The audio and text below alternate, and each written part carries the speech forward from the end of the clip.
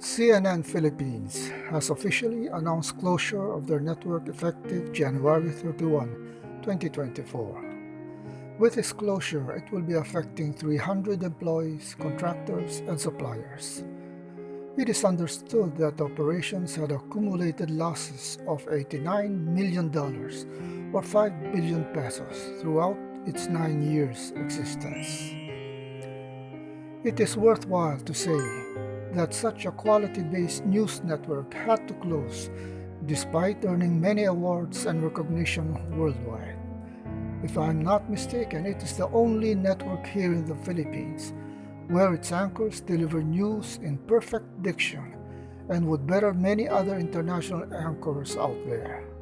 They are the likes of Miss Tina Monson Palma and the late Joe Marie Velez. The difference in broadcasting among all the other mainline news platforms is very obvious. You can tell the difference immediately. It is basically rendered in English. Perfect English, if I may say so.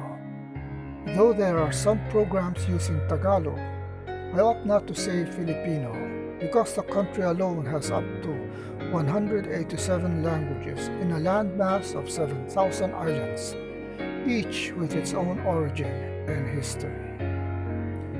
In a country where the class C, D, and E basically dictates the direction of the masses, it is but natural that businesses cater to these crowds. After all, even a news network is business when you look at it. It needs income to survive, no matter how good its intentions, no matter how many awards it garners. The civilian population dictates business. It's a numbers game. The more, the better. That's why now the leading network is GMA7. Everything pure Tagalog, from the news to entertainment. Even Korean shows are dubbed in Tagalog. Sometimes I wonder why English movies cannot be shown in its original language. So now we have a nation that speaks in Tagalog, watches in Tagalog, and reads in Tagalog. But the medium that decides our fate, the direction of our country, are all written and discussed in English. From the schools to broadsheets and government, the Constitution and all laws that derive from it are discussed and interpreted in English. And for the masses where news that matter are shown is in Tagalog, 24 Oras and TV Patrol. Let's divert a little.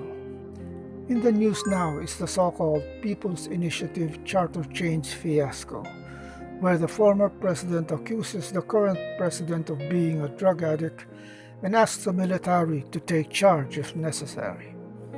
It is only fortunate that Bongbong Marcos did not take the matter seriously. In fact, in his visit to Vietnam, he even left the reins of the country to his VP Sara Duterte. Back to this charter change. How do we expect people to understand when no one is interested in what you are talking about? The only thing we want at this stage in life is that prices of food become available and reachable to every one of the poorest poor. That is what we want and need at this time. And now you think that changing the Constitution will bring back prices. The mere fact that people will affix their signature on any piece of paper in exchange for ayuda and cash incentives speaks for itself. We are an English-speaking country. Almost everyone will understand you, though they may not be able to reciprocate as easily, but they will understand you. For now, anyway. I remember a time in the 70s and 80s when TV shows were mostly in English. Block time shows such as The Wild Wild West, Knight Rider, The Equalizer, The A-Team, etc. were enjoyed by everyone, and those were shown in its original format, English. We didn't have to attend kindergarten. It was grade 1 to 6, then high school 1 to 4, then college. Now we have nursery, pre-kinder, kindergarten, grade 1 to 6, then another 2 years before reaching high school, and then college. Are we smarter now than before? Unlikely. Quality is dependent on many factors, and understanding English orally and in written form is one of them. But if we continue to deprive such good news networks such as CNN and continue to serve the populace with income-oriented shows, I guess we have ourselves to blame for embracing these programs. Let's look at the figures. GMA on its streaming platform has 34.1 million subscribers and 25 billion views, against CNN Philippines, which had only 1.4 million subscribers and 404 million views. Many social media influencers are doing much, much better. Hopefully, in due time, things will turn out for the better. Hopefully.